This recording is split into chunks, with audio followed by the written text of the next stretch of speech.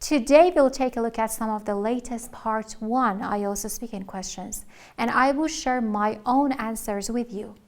After that, I will explain why I responded the way I did, based on the IELTS criteria. Sounds good, right? Let's dive in and have some fun.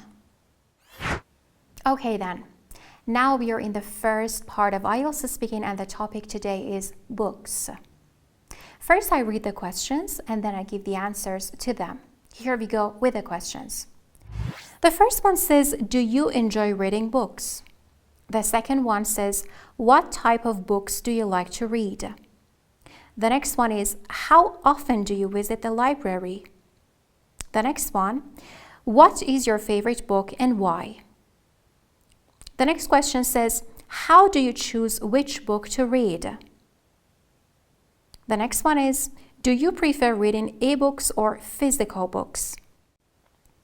So these are our questions, and now what I want to do is to give my answers to them. So you can listen carefully, and then I will analyze my own answers, telling you how you can get a high score in your IELTS speaking. So here we go with the first question. The question was, do you enjoy reading books? And here's my answer. Absolutely. Reading is one of my favorite hobbies. I find books to be a great source of knowledge, entertainment, and inspiration.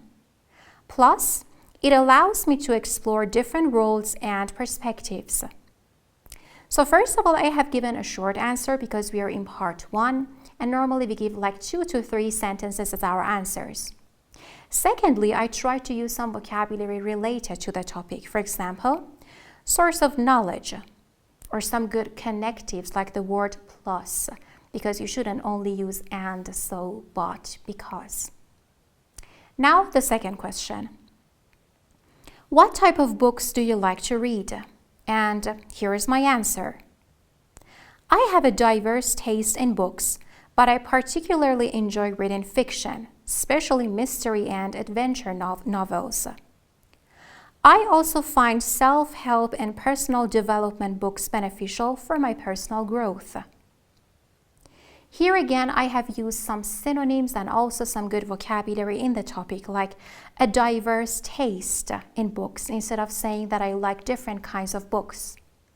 Or self-help books, personal development books, and the personal growth. Now the third question.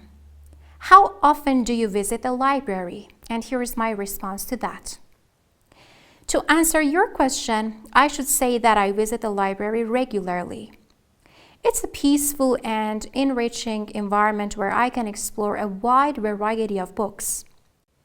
The library provides me with access to an extensive collection that I can enjoy without the need for purchasing each book individually. So as the question was asking about the frequency of me going to the library, I just explained that I go there regularly, and I gave more explanation on it.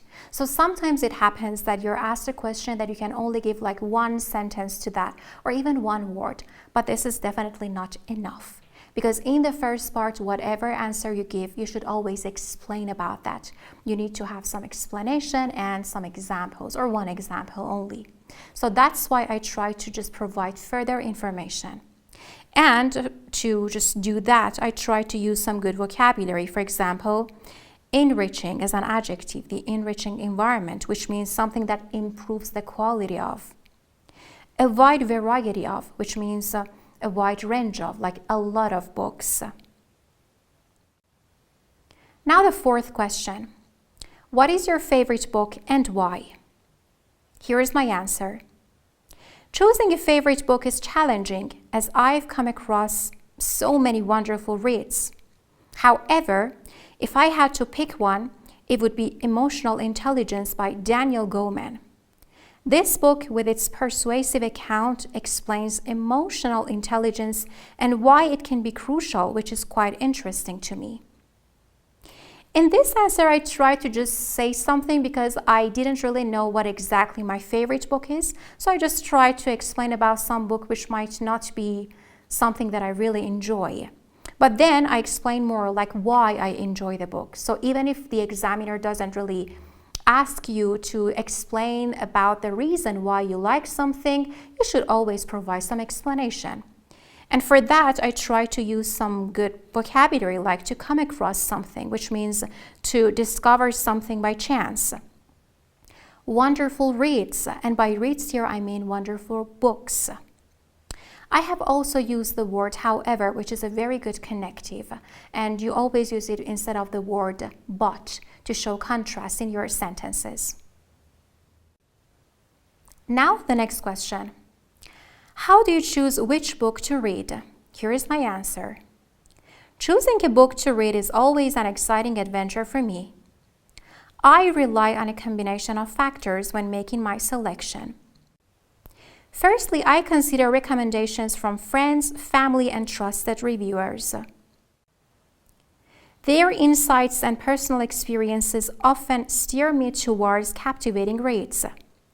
Additionally, I enjoy exploring different authors, so I often browse bookstores, online platforms, and libraries to discover new releases and explore different topics. So here again, I try to explain more by using some time order words like firstly. Other than that, I have used some good vocabulary like combination of factors, making a selection instead of using the verb select something. It steers me towards something, which means it guides me towards something. And the word captivating means interesting. And now the last question. Do you prefer reading ebooks or physical books? And here is my answer. While I appreciate the convenience of ebooks, there is something special about holding a physical book in my hands. I love the feel of turning the pages and the smell of ink and paper. Physical books create a sense of connection to the story, while ebooks don't. However, I do recognize the advantage of ebooks, such as the ability to carry an entire library on a single device. I have also used the good vocabulary here, like for example, turning the pages when I'm talking about the physical book, or the good connective of however. So generally speaking, in part 1 of IELTS Speaking, you should try to use a range of connectives, a range of collocations, some complex grammatical structures. You should pay attention to the pronunciation features and also try to give an answer which is related to the question, because otherwise you would lose mark. You can definitely go off topic, you can definitely fake your answer, but you should be very careful with these strategies. And what can really help you with the techniques, like on how to use and learn the techniques, is our speaking course. You can find it on our website. Fantastic. Just as we did today, you can search for speaking questions, share your own answers, record your responses, and then listen to them.